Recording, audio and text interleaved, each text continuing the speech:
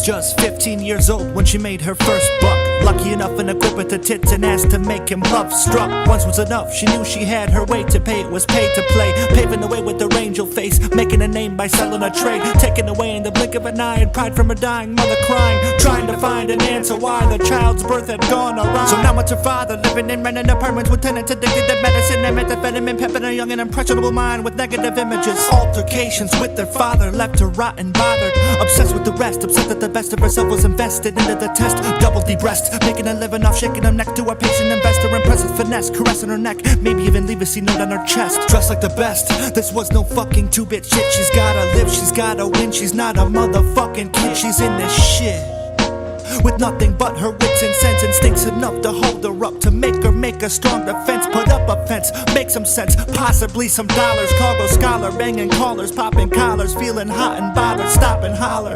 And she might just make your day, she'll make you pay, she'll make you say her name, she'll make you feel okay. Waiting tables, fuck the label, she just wants to live a fable. She is able-bodied, kinda odd, this kinda hobby. Hotel lobbies, drinking coffee, then the swap meet with a posse of hard bodies. Take the object as a project, make her see the positive, the opposite of working, putting hours, jerking off some yuppie fucker, drooling over jowls, ruin all those hotel towels. Lose your bowels thinking of the things that she has seen and done. Look in her purse, you'll find a gun, she's not afraid to use it, she would rather run. She's just a working girl, but do not think it's fun. She's just a girl, somebody's daughter, what she needs is salvation. Salvation is hard to come when all you know is how to run. These nightly TV stations are getting old, they're no more fun. An old man succumbs in a motel, gripping a bottle of Jack, playing moral hacky sack, bouncing in between, keeping his integrity intact, or calling for some ass. His feelings are stacked like a scar, never healing, only stealing emotions through familiar motions. It's potions that once helped but ceased to change his new perspective.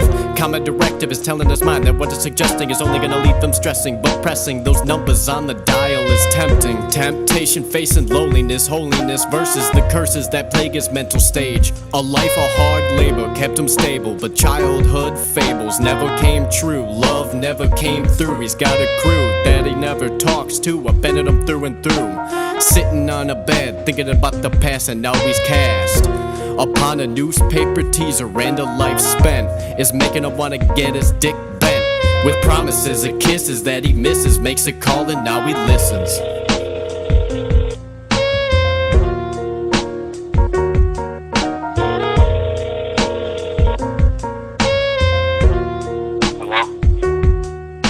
The answer of the call is not what's expected. Elected for a woman, but a deep voice is clearly a he.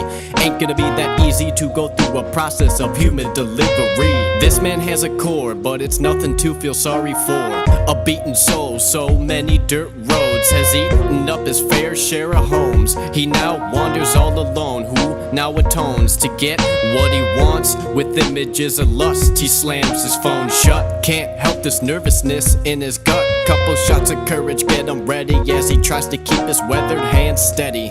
There's a knock on the door, but he keeps it closed, followed by a scratch sound, and now he knows. Energy flows through his pit, he checks himself in the mirror real quick, puffs up his chest with a deep breath, and opens the door to reveal a dirty blonde whore. Surprised by a woman, not at all mangled, in fact the face of an angel, but a hint in her smile gave a glimpse to a past that's tangled. The old man gestured her to enter her next venture, unsure of what's to come next. She said, "Hi, my name is Jennifer." Pressure pumped through his veins like embers, he was her passenger, and he knows the man is supposed to be the dominant one, and the rule of thumb is that he's going to take control. But tonight he's playing a different role. He writes a personal check out of respect, though he knows nothing of the prostitute's dialect. As she leaves, he looks down at two wrinkled hands with no one there to hold him. He feels like a root that ceased to ever grow a stem. And now it's just another night, 9:45 with his only friend, Jack Daniels, staring back at him.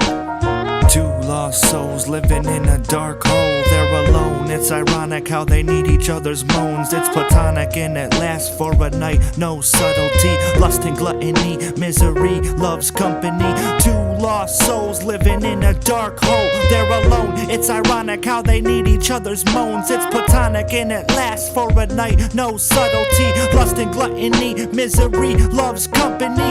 Two lost lost souls living in a dark hole. They're alone, it's ironic how they need each other's moans. It's platonic and it lasts for a night. No subtlety, lust and gluttony, misery loves company. Two lost souls living in a dark hole. They're alone, it's ironic how they need each other's moans. It's platonic and it lasts for a night. No subtlety, lust and gluttony, misery loves company. Misery loves company. Misery loves company. Misery loves company.